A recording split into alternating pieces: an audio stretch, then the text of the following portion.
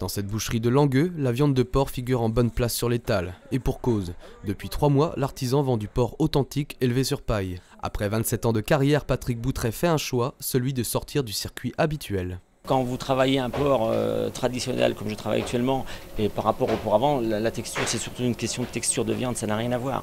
Mais quand on fait de la saucisse, du pâté, il n'y a pas de perte, le goût est authentique, quoi. Et pour le client, le coût il est vraiment pas... J'ai 0,15 centimes de plus peut-être au kilo, mais bon, la viande n'est pas la même, quoi. C'est pas comparable. Ce boucher se fournit à quelques dizaines de kilomètres de là, à Saint-Donant. Dans cette exploitation de 200 porcs, chaque animal bénéficie d'un espace de 1,50 m² contre 0,7 m² pour du porc élevé sur calibotis. Pour appartenir au réseau Cohérence, cet agriculteur a dû se conformer à un cahier des charges.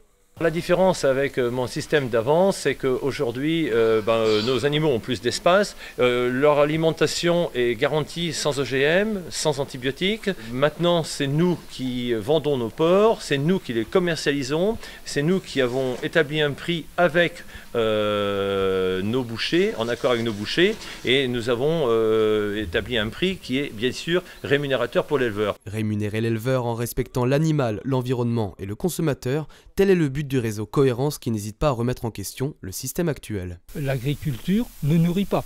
D'ailleurs, le chiffre d'affaires total de l'agriculture en Bretagne est inférieur au montant des subventions, toutes subventions confondues.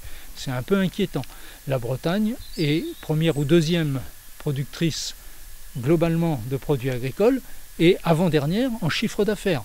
Donc on voit bien qu'on n'est pas une agriculture qui peut nourrir ces acteurs.